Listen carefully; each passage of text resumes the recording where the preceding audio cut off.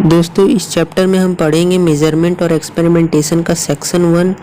तो सबसे पहले समझ लेते हैं कि इस चैप्टर को पढ़ना क्यों ज़रूरी है। अगर ये आपको पता रहेगा तो आपको ये चैप्टर पढ़ने में और भी इंटरेस्ट आएगा। तो चलिए एक एग्जांपल से समझते हैं ना कि why do we study this chapter. देखिए पहला तो देखिए, आप मान लीजिए आपका कैंडल जल रहा है, कुछ देर तक जला, 1 घंटा या फिर 2 घंटा 2 आवर्स जला, और वो क्या हो गया, जलते जलते छोटा हो गया। तो आपको कैसे पता चलेगा कि वो कितना छोटा हुआ, पहले उसका लेंथ कितना था फिर वो कितना छोटा हो गया। इसलिए हम इस चैप्टर को पढ़ेंगे। अब मान लीजिए आपकी मम्मी आपको बोलती है कि जाओ शुगर ले आओ आप दुकान से, तो 5 kg शुगर ले आओ। तो आप जाते हैं तो खाली बोलते हैं 5 kg शुगर बोलते हैं तो वो दे देता है। आप दूसरा दुकान भी जाएंगे तो वही 5 kg देगा। तो ये कैसे हर जगह सेम है ना। तो इस चैप्टर में हम यही चीज़ को देखेंगे। चलिए आगे बढ़ते हैं। अच्छा, कौन कौन सा टॉपिक को हम कवर करेंगे वो देख लेते हैं। तो हम इस टॉपिक में what is measurement and units उसको देखेंगे कि मेजरमेंट क्या है, यूनिट्स क्या है। फिर उसके बाद काइंड्स ऑफ यूनिट्स, जिसमें आपका फंडामेंटल यूनिट्स आ जाएगा और डिराइव्ड यूनिट्स आ जाएगा। फिर सिस्टम ऑफ यूनिट्स को देखेंगे, फिर यूनिट्स ऑफ लेंथ को देखेंगे, units of mass, units of time, some derive units of some physical quantity, और कुछ फिजिकल क्वांटिटी का डिराइव यूनिट्स को देखेंगे। और लास्ट में हम सब ये सारा चीज़ पढ़ लेने के बाद, यूनिट्स, लेंथ, मास, टाइम, ये सारे के यूनिट्स पढ़ लेने के बाद इनको कैसे लिखा जाता है वो रूल्स को हम लोग देख लेंगे चैप्टर का एंड में, इस सेक्शन के एंड में। ये चैप्टर 3 पार्ट में आपका ये पहला सेक्शन है। तो आइए सबसे पहले हम शुरुआत करते हैं फिजिकल क्वांटिटी से। अच्छा, फिजिकल क्वांटिटी क्या होता है? The quantity that can be measure is called physical quantity. ऐसा क्वांटिटी जिसको हम मेजर कर सकते हैं उसको हम लोग क्या बोलते हैं? Physical quantity. ठीक है, जैसे कि कोई पेन हो गया, पेंसिल हो गया, मोबाइल फ़ोन हो गया, ये सब क्या हम लोग नाप सकते हैं, उसको मेज़र कर सकते हैं ना। तो इसको हम लोग फिजिकल क्वांटिटी बोलते हैं। और नॉन फिजिकल क्वांटिटी क्या आ जाता है? जैसे किसी का फीलिंग ना, दुख दर्द, जिसको हम लोग किसी चीज़ से नाप नहीं सकते ना, या फिर हम उस चीज़ को टच भी नहीं कर सकते, टच नहीं कर सकते, तो उस चीज़ को हम लोग नॉन फिजिकल क्वांटिटी बोलेंगे। और ये आपका फिजिकल क्वांटिटी जिसको हम लोग टच कर सकते, फील कर सकते और मेज़र भी कर सकते हैं। इसमें आपका पेंसिल, पेन, मोबाइल फ़ोन आ जाएगा। अब चलिए हम लोग मेजरमेंट को देखते हैं। मेजरमेंट क्या है? It is a process of comparison between of given physical quantity with the known standard quantity of same nature. मतलब ये एक टाइप का प्रोसेस है जिसमें आपको कोई गिवन क्वांटिटी मिल जाएगा। जैसे आप रोप खरीदने जा रहे हैं तो रोप का जो लेंथ होगा वो कितना होगा, वो चीज़ आपका गिवन क्वांटिटी हो गया with the known standard quantity of the same nature. अब देखिए रोप क्या आप लेंथ के हिसाब से लेंगे तो उसका एक स्टैंडर्ड क्वांटिटी है जो कि पूरा दुनिया उसको मानता होगा। जैसे 1 मीटर, 2 मीटर ना, ऐसे करके 1 मीटर है जो कि पूरा उसको स्टैंडर्ड क्वांटिटी 1 मीटर है, तो उसको पूरा दुनिया मानता है। तो वो उस 1 मीटर से आपका जो रोप है, वो जो फिजिकल क्वांटिटी है गिवन वाला, वो आपका रोप कितना बड़ा है। तो अभी हम थोड़ा सा इसको डायग्राम जैसे करके समझते हैं। मान लीजिए ये आपका थोड़ा सा यूनिट है जिसको पूरी दुनिया जो है ना इसको एक्सेप्ट करती है कि ये वाला चीज़ जो है आपका एक यूनिट होगा। आप मान लीजिए 1 यूनिट होगा और आप रोप लेने गए दुकान में, बहुत सारा लंबा, तो ये क्या करेगा, ये हम बोलेंगे कि आप रोप जो है दुकान में, हम बोलेंगे दुकान वाला को कि आप रोप दीजिए जो ये लेंथ है ना, ये वाला लेंथ, इससे आप मेरे को 5 गुना दीजिए ज़्यादा। तो वो क्या करेगा, इसका ये लेंथ को लेगा और इसका 5 गुना नापेगा। 1, यहाँ पे 2, 3, 4, 5, ऐसे करके वो नापेगा। तो ऐसे करके जहाँ 5 यूनिट हो जाएगा वो क्या करेगा, मेरे को काट के रोप दे देगा। तो ये क्या कर रहा है, ये आपका स्टैंडर्ड क्वांटिटी, ये आपका स्टैंडर्ड क्वांटिटी है। ये जो फिक्स यूनिट है जिसको हम मान रहे हैं कि वो उतना होगा, कितना भी यूनिट हो सकता है ना, 1 मीटर जिसको फिक्स माना गया है, वो चीज़ को क्या किए हैं, वो 5 टाइम्स करके मेरे को दे दे रहा है। यानी ये आपका गिवन फिजिकल क्वांटिटी हो गया और ये आपका स्टैंडर्ड क्वांटिटी हो गया जिसको सारी दुनिया मानती है। तो इसके हिसाब से हम क्या कर रहे हैं, इसको मेज़र कर रहे हैं। तो ये एक टाइप का प्रोसेस चल रहा है, 1 2 3 4 5 ऐसे करके प्रोसेस चल रहा है। तो इसीलिए इस प्रोसेस को हम लोग क्या बोलते हैं, मेजरिंग करने का, मेजरमेंट ना। The process of comparison of given quantity, ये आपका given quantity with the non standard quantity, आपका नॉन स्टैंडर्ड क्वांटिटी जिसको पूरी दुनिया मानती है, इससे हम कंपैरिजन कर रहे हैं। और ये लेंथ का ही होना चाहिए, ऐसा नहीं कि आप यहाँ पे कोई केजी का मास का कोई यूनिट मास ले आ रहे हैं, एक बोरा ले आ रहे हैं, उससे आप उसमें चावल भरा है तो 1 केजी का वो चीज़ से नाप रहे, नहीं, यहाँ पे लेंथ ही होना चाहिए। अगर हम लेंथ नाप रहे थे तो सेम गिवन सेम नेचर का होना चाहिए। तो ये आपको मेजरमेंट अच्छा से समझ में आ गया। अब चलिए अब हम लोग नेक्स्ट पेज में देखते हैं। हाँ, तो नेक्स्ट पेज में हमारा क्या है, यूनिट है। Unit is a quantity of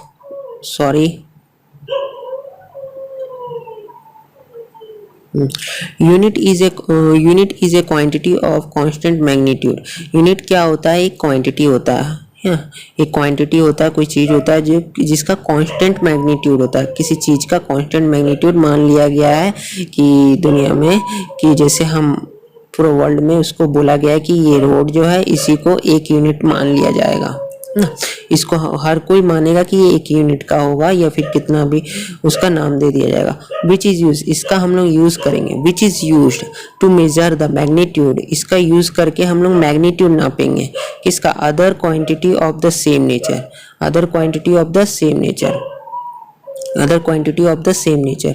मतलब अब इसका यूज़ करके हम लोग अदर क्वांटिटी का सेम नेचर को नापेंगे। तो ये यूनिट आपका क्या हो सकता है, ये यूनिट आपका 1 मीटर भी हो सकता है। ये क्या, लेंथ नापने के लिए ना, लेंथ नापने के लिए। ये आपका 1 केजी भी हो सकता है, आपका मास नापने के लिए किसी चीज़ का, ठीक है। और फिर ये आपका 1 सेकेंड भी होता है, टाइम नापने, टाइम को मेज़र करने के लिए। तो ये सारा चीज हो सकता है। तो यूनिट में आपका ये है, तो 1 मीटर। तो अब हम वीडियो के जैसे जैसे आगे चलते जाएंगे आपको पता चलेगा कि 1 यूनिट को किसको माना गया है, कौन सा रोड को माना गया 1 मीटर। उसी के हिसाब से हम क्या करते हैं, उसका 1 गुना 2 गुना या 3 गुना, 3 गुना रहता तो 3 मीटर, 5 गुना रहता तो 5 मीटर हम लोग यूज़ करते हैं ना डेली लाइफ में। तो उस चीज़ को हम लोग आगे चैप्टर जैसे जैसे आगे बढ़ेगा वैसे वैसे हम उसको समझेंगे। तो अब देखिए, अब जैसे जो भी रिजल्ट आता है, जो भी आपका रिजल्ट आता है उसको हम लोग एक्सप्रेस करते हैं 2 पैरामीटर पे ना, फिजिकल क्वांटिटी का। जैसे पहला क्या है, जो भी हम लोग मेज़र करके ला रहे हैं वो पहला हम लोग का यूनिट रहेगा ना, यूनिट रहेगा जिसमें हम लोग मेज़र कर रहे हैं ना, मीटर में कर रहे हैं कि केजी में कर रहे हैं कि सेकंड में कर रहे हैं, तो वो चीज़ रहेगा। और फिर उसके बाद आपका रहेगा,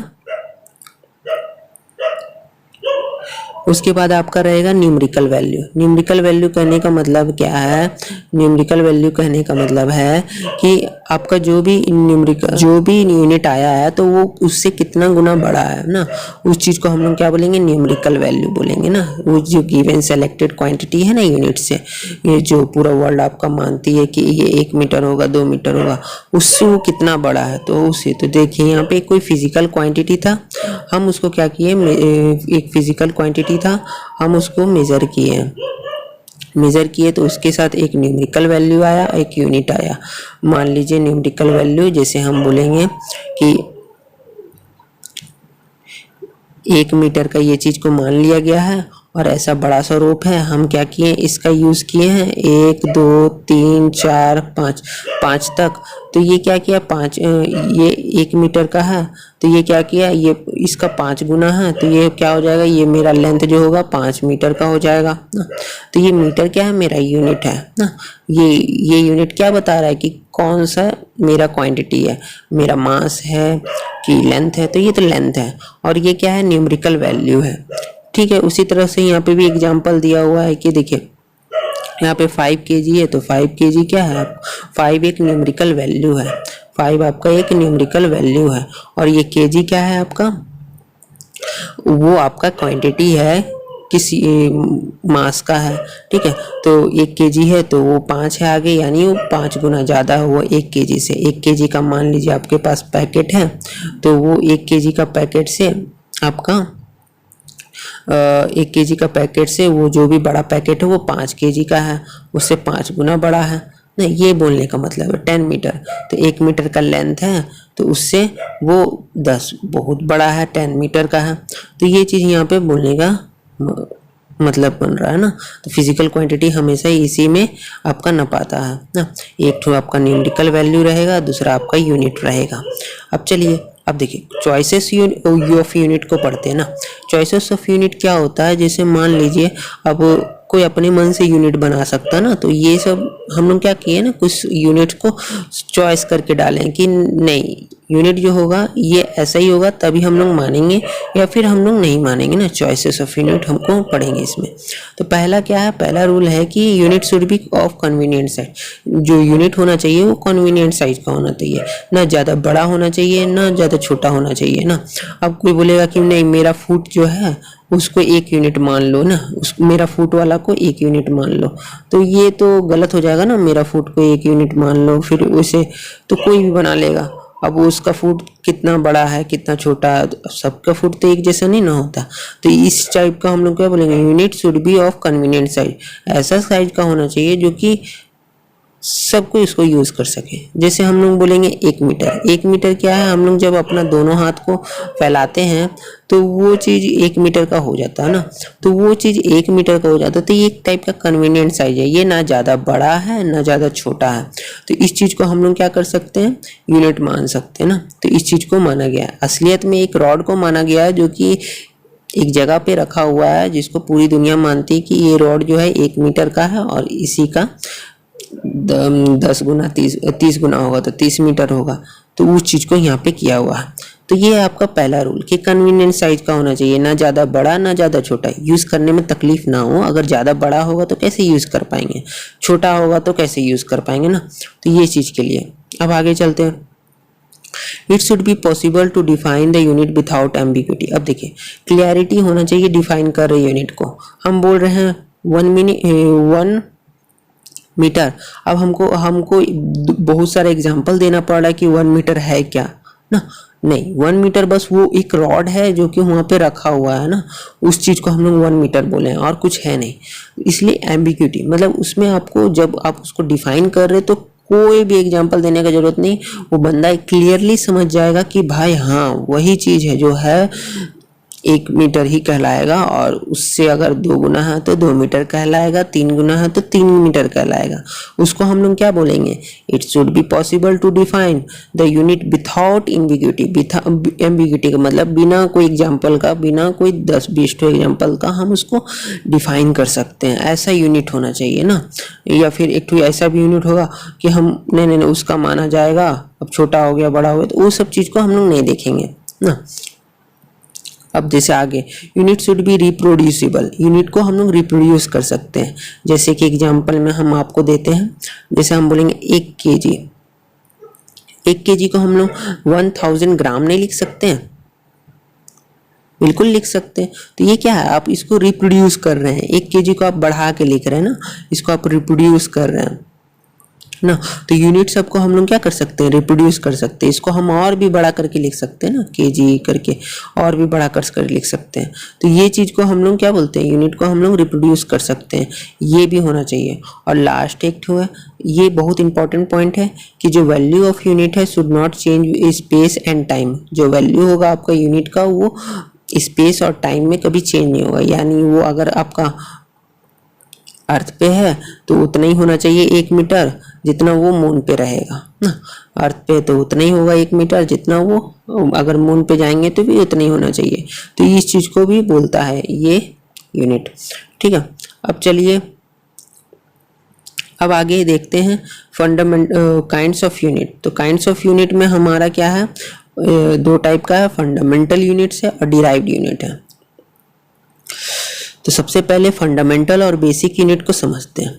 A fundamental unit is that which is independent of any other unit or which can neither be changed nor can be related to any other fundamental units। तो आपका फंडामेंटल यूनिट्स क्या है, जो कि इंडिपेंडेंट है, कोई भी यूनिट पे डिपेंड नहीं करता। जैसे आपका मास, क्या हम अगर हम लिखते हैं मास को 1 kg लिखते हैं, ये आपका मास का यूनिट है, तो क्या इसको अभी लिखने के लिए मेरे को एक्सप्रेस करने के लिए लेंथ का जरूरत पड़ रहा? नहीं। लेंथ को अगर हम 1 मीटर लिखते हैं तो क्या हमको केजी का जरूरत पड़ रहा? नहीं। ये लोग इंडिपेंडेंटली यूज हो रहा है। ओके और उसके बाद देखिए, और which can neither be change nor relate to any other physic fundamental unit. हम इसको चेंज भी नहीं कर सकते ना कभी। ये जो मान लिया गया है ना, उस चीज को मान लिया गया कि 1 मीटर है, उस चीज को मान लिया गया कि 1 केजी है, तो वो चीज हम चेंज भी नहीं कर सकते ना। और इसको हम रिलेट नहीं कर सकते कि 1 मीटर आपका कितना केजी होगा ना, वो चीज रिलेट भी नहीं कर सकते। तो इनको हम लोग क्या बोलते हैं? फंडामेंटल यूनिट्स बोलते हैं। ठीक है, तो आपका फंडामेंटल यूनिट्स क्लियर हो गया होगा। अब हम चलते हैं डिराइव यूनिट्स पे। आपका डिराइव्ड यूनिट क्या है? Those which depend on fundamental quantity which can express in term of fundamental quantity. Derived unit क्या है? आपका फंडामेंटल आपका यूनिट है, उसी के वजह से ये डिराइव्ड यूनिट आया है। जैसे हम बोलेंगे वॉल्यूम, तो वॉल्यूम का क्या होता है आपका? किसी जैसे आपका क्यूबॉइड का जो वॉल्यूम होता है वो क्या होता है? Length into breadth into height होता है। तो लेंथ भी आप मीटर में ही नापते हैं, ब्रेथ भी आप मीटर में ही नापते हैं, हाइट भी आप मीटर में ही नापते हैं। यानी यहाँ पे क्या हो जाएगा? वॉल्यूम का unit metre into metre into metre, metre cube हो जाएगा। तो इससे क्या पता चल रहा है कि ये जो मीटर है ये तो आपका फंडामेंटल यूनिट्स है, और आप इसका यूज कर रहे हैं वॉल्यूम निकालने के लिए ना। वॉल्यूम एक टाइप का क्वांटिटी है ना, तो वॉल्यूम निकालने के लिए तो ये यूनिट आपका वॉल्यूम में, वो फंडामेंटल यूनिट आपका वॉल्यूम में यूज हो रहा है। यानी ये जो वॉल्यूम है आपका डिराइव यूनिट्स है। स्पीड भी उसी तरह, स्पीड में आपका क्या होता है? डिस्टेंस बाय टाइम होता है ना। स्पीड का आपका होता है डिस्टेंस बाय टाइम। तो डिस्टेंस क्या हो जाता है आपका? डिस्टेंस का आपका मीटर हो जाएगा। डिस्टेंस हम लोग मीटर में नापते हैं और टाइम को हम लोग सेकंड में नापते हैं। तो हम लोग ऐसे करके लिखते हैं मीटर पर सेकंड ना। तो ये मीटर क्या है आपका? लेंथ नापता। सेकंड क्या है आपका? टाइम नापता। और ये जो लेंथ और टाइम है ये दोनों क्या है? फंडामेंटल क्वांटिटी है। पर ये जो स्पीड है ये फंडामेंटल यूनिट्स हैं, और ये जो स्पीड है ये आपका क्या है? डिराइव यूनिट्स है। डिराइव यूनिट्स हैं क्योंकि ये फंडामेंटल यूनिट से डिराइव हुए हैं, इसीलिए इनको हम डिराइव यूनिट बोलते हैं। चलिए अब हम आगे देखते हैं, मैं इसे रफ कर देता हूँ। अब सिस्टम ऑफ यूनिट को पढ़ेंगे। देखिए सबसे पहले क्या हुआ कि उतने सारे क्वांटिटीज इंट्रोड्यूस नहीं हुए थे ना दुनिया में। कुछ लेंथ थे, मास थे, टाइम थे, धीरे धीरे आपका टेम्परेचर आया, करंट आया, धीरे धीरे डिस्कवरी होते गया। तो ये सब ओल्ड हैं सिस्टम ऑफ यूनिट्स ना। अभी न्यू जो है वो एसआई यूनिट है। तो सिस्टम ऑफ यूनिट जो ओल्ड हैं, जैसे जैसे डिस्कवरी होते गया और सिस्टम ऑफ यूनिट बनते गया, उसके हिसाब से पहला जो है आपका सीजीएस सिस्टम, जिसको हम लोग फ्रेंच सिस्टम भी बोलते हैं। इसमें आपका लेंथ के लिए आपका सेंटीमीटर को रखा गया है, और मास के लिए आपका ग्राम को रखा गया है, और आपका टाइम को करने के लिए, टाइम को नापने के लिए सेकंड को रखा गया है। तो इसीलिए सी मतलब आपका हो गया सेंटीमीटर, जी मतलब हो गया ग्राम, और एस मतलब हो गया सेकंड। इसीलिए हम इसको सीजीएस सिस्टम बोलते हैं। अब देखिए, अब हम पढ़ेंगे एफपीएस सिस्टम के बारे में। एफपीएस यानी फुट ना, पाउंड सेकंड सिस्टम। इसको हम लोग ब्रिटिश सिस्टम भी बोलते हैं ना। ब्रिटिश लोग यूज करते हैं इसीलिए इसको ब्रिटिश सिस्टम बोलते हैं। इनको आपको फ्रेंच लोग यूज किए थे तो इनको हम लोग फ्रेंच सिस्टम भी बोलते हैं। तो आपको देखिए ये लोग क्या करते हैं, लेंथ को नापने के लिए फुट का यूज करते हैं। तो आपका 1 फुट जो होता है वो 30 सेंटीमीटर के करीब करीब होता है, और आपका 1 पाउंड जो होता है आधा किलो के करीब होता है। 1 केजी ना, हाफ केजी के इक्वल होता है। और सेकंड आपका टाइम जो है सेकंड के लिए यूज होता है एफपीएस सिस्टम में। इसको हम लोग ब्रिटिश सिस्टम भी बोलते हैं। एमकेएस सिस्टम ये बहुत जगह यूज किया जाता है ना। इसलिए इसको हम लोग मैट्रिक सिस्टम भी बोलते हैं। मतलब मेजरमेंट का सबसे अच्छा बेसिक यूनिट यही है। अब देखिए लेंथ हम लोग इसे मीटर नापते हैं ना, लेंथ के लिए हम लोग मीटर का यूज़ करते हैं। मास के लिए हम लोग किलोग्राम का यूज़ करते हैं। टाइम के लिए हम लोग सेकेंड का यूज़ करते हैं। पर जैसे ये सब का यूज़ तो किए हम लोग, पर जैसे जैसे टाइम बीतता गया और भी सारे फिजिकल क्वांटिटी का डिस्कवरी होते गया और हमारे यहाँ पे और ढेर सारा यूनिट आते गया, तो उसके लिए हम लोग क्या किए, एक तो कॉन्फ्रेंस हेल्ड हुआ जिसमें एक रिकमेंडेड किया गया आपका बहुत सारे यूनिट को एज ए फंडामेंटल यूनिट्स ना।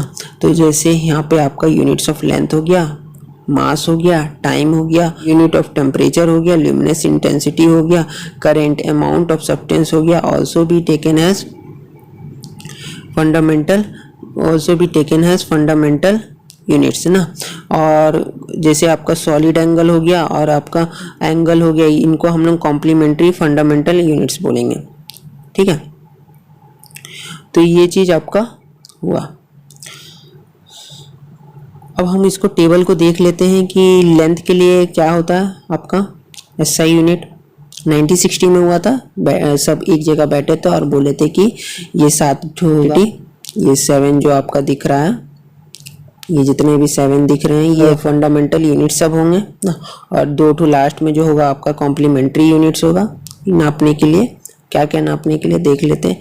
लेंथ को नापने के लिए आपका मीटर रहेगा, और मास को नापने के लिए आपका किलोग्राम रहेगा, टाइम को नापने के लिए आपका सेकेंड रहेगा, टेम्परेचर को मापने के लिए आपका केल्विन रहेगा, ल्यूमिनेस इंटेंसिटी को मापने के लिए कैंडेला हो गया। ल्यूमिनेस इंटेंसिटी बस वही है कि आपका एक जो भी बल्ब जल रहा है उसका जो रोशनी है कितना दूर तक, कितना रेडियस तक फैल सकता है ना, उसको हम लोग नापते हैं कैंडेला है ना, सॉलिड एंगल की मदद से, जो आप अपना कॉम्प्लीमेंट्री एंगल में समझेंगे। और इलेक्ट्रिक करंट जो है आपका एम्पियर होगा आपका यूनिट, अमाउंट ऑफ सब्सटेंस में आपका मोल हो जाएगा, और एंगल यानी रेडियंस ना, एंगल को हम लोग रेडियंस में नापते हैं और सॉलिड एंगल को स्टेरेडियन में नापते हैं। तो थोड़ा एंगल और ये सॉलिड एंगल को देख लेते हैं ना। मैं क्या बोला हूँ एंगल को देखने के लिए, तो एंगल क्या है, जैसे हम बोलेंगे एक मैं सर्कल ले लेता हूँ ना, थोड़ा सा परफेक्ट सर्कल ले लिया, इसका एक रेडियस ले लिया, यही रेडियस का मैं यहाँ पे भी एक लेंथ ले लूँगा। ये जो रेडियस है ना, इसी का लेंथ का यहाँ पे एक आर्क ले लिया और यहाँ पे एक रेडियस ड्रॉ कर लिया। तो यहाँ पे जो भी एंगल बन रहा है, जो भी डिग्री बन रहा है, उसे हम 1 रेडियन कहेंगे। तो ये सर्कल का आपका डिग्री नापने के लिए जो बनाता है रेडियस, उसको हम लोग आपका रेडियन बोलते हैं एंगल नापने के लिए ना।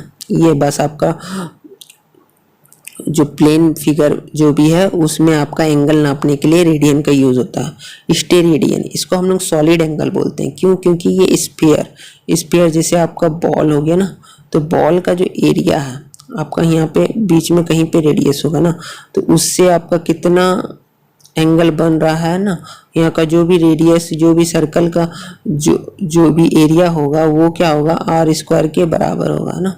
ये आर स्क्वायर के बराबर होगा। ठीक है, तो इसीलिए हम लोग इसको क्या बोलते हैं, सॉलिड एंगल, स्टेरेडियन बोलते हैं। तो इसे हम डिटेल में बाद में कभी समझेंगे जब आपको चैप्टर आगे पढ़ेंगे तो ना। फिलहाल के लिए भी समझ लीजिए कि सॉलिड एंगल मतलब क्या होता है, स्टेरेडियन। तो इसे मेरा और एंगल्स को नापने के लिए हम लोग रेडियन का यूज करते हैं ना। सॉलिड एंगल को नापने के लिए 3D जो भी शेप है आपका, बॉक्स हो गया या फिर आपका बॉल हो गया, तो उसको लिए स्टेरेडियन का यूज करते हैं। उसमें भी आपका ऐसे करके बन जाता है और गोल सा, ये आपका एरिया में क्या कुछ लाइट पास हो रही है फिर ये सब, तो ये एंगल को हम लोग स्टेरेडियन बोलते हैं ना। इस एंगल को, ये सॉलिड एंगल है, ये आपका बॉल है, बॉल का हिस्सा है।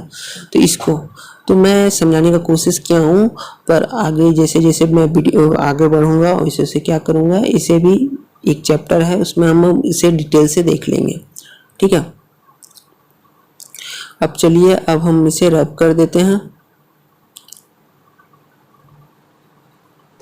तो चलिए दोस्तों हम एक नोट को देख लेते हैं। इसमें आपका जो 1 मोल है वो 6.02 इंटू 10⁻23 एटम मॉलिक्यूल्स और आयन के इक्वल होता है। ये जो नंबर है ये बहुत ज़्यादा बड़ा नंबर है, यानी इतना एटम और इतना मॉलिक्यूल्स आयंस के इक्वल होता है 1 मोल।